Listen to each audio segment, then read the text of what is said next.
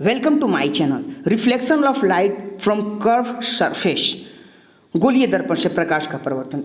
एक गोलीय दर्पण वह होता है जिसकी परावर्तक सतह एक खोखले गोले का भाग होती है। यह दो प्रकार का होता है, फर्स्ट कॉनकेव मिरर और सेकेंड कन्वेक्स मिरर कहते हैं। कॉनकेव मिरर को समझते हैं। इसके झुके हुए भाग से जब प्रकाश का परावर्तन होता है तो इसे कॉनकेव मिरर कहते हैं। इसे इस प्रकार डिफाइन किया जा सकता है कि गोले का आंतरिक भाग जहां से प्रकाश परावर्तित होता है, प्रकाश रिफ्लेक्ट होता है। दूसरा हमारा दर्पण है कॉन्वेक्स मिरर। कॉन्वेक्स मिरर को आइए समझते हैं। तो कन्वेक्स मिरर उत्तल दर्पण की उठे हुए भाग से प्रकाश का परावर्तन होता है, बाह्य भाग से प्रकाश का परावर्तन होता है, इसीलिए उठा दर्पण या उत्तल दर्पण इसे कहा जाता है।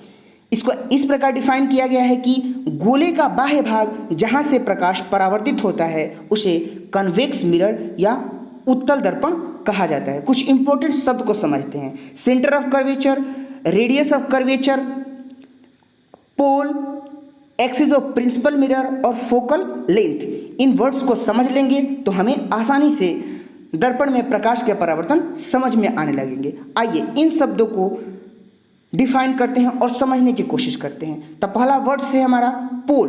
पोल क्या होता है? तो गोलीय दर्पण के मध्य बिंदु को हम पोल कहते हैं, इसे P द्वारा सूचित करते हैं। वक्रता केंद्र, गोलीय दर्पण जिस गोले का भाग होता है उसके केंद्र को वक्रता केंद्र कहते हैं और इसे C द्वारा सूचित करते हैं। वक्रता त्रिज्या, गोलीय दर्पण जिस गोले का भाग होता है उसकी त्रिज्या को वक्रता त्रिज्या कहते हैं। अगला वर्ड है हमारा, जो मुख्य वर्ड है वो है आपका प्रधान अक्ष। प्रधान अक्ष जो होता है उसे समझने की कोशिश करते हैं। तब प्रिंसिपल एक्सिस क्या होता है कि गोलीय दर्पण की ध्रुव और वक्रता केंद्र को मिलाने वाली सरल रेखा को कहा जाता है प्रिंसिपल एक्सिस। फोकल लेंथ जो होता है वो दूरी होता है F और P के बीच के। इन शब्दों को समझने के बाद हम कुछ आगे की ओर बढ़ते हैं तो हम देखते हैं कि फॉर्मेशन ऑफ इमेजेस डिफरेंट होते हैं। तो फर्स्ट ध्रुव और फोकस के बीच, second at the focus, third जो हमारा इमेज फॉर्मेशन होता है फोकस और वक्रता त्रिज्या के बीच होता है, फोर्थ जो होता है एट द सेंटर, वक्रता त्रिज्या पर होता है, fifth beyond the centre of curvature और सिक्स्थ एंड फाइनल इन्फिनिटी अनंत पर होता है। आइए इसे बारी बारी से समझते हैं।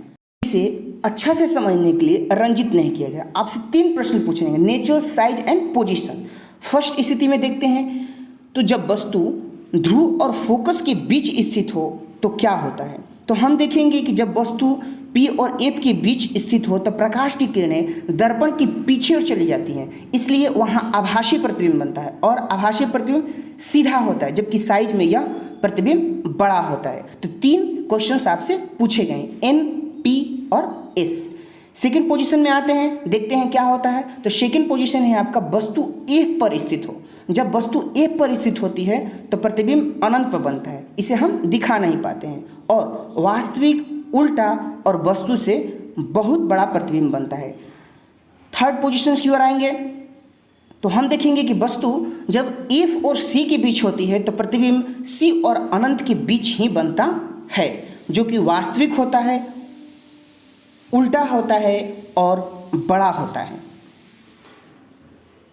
नेक्स्ट में आएंगे, देखेंगे कि वस्तु को जब C पर रखा जाता है तो प्रतिबिंब C पर ही बनता है, वास्तविक, उल्टा और बराबर प्रतिबिंब बनता है।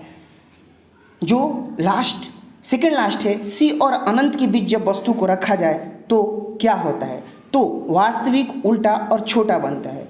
और फाइनल अनंत पर रखी हुई वस्तु का प्रतिबिंब F पर बनता है, उल्टा और बहुत छोटा।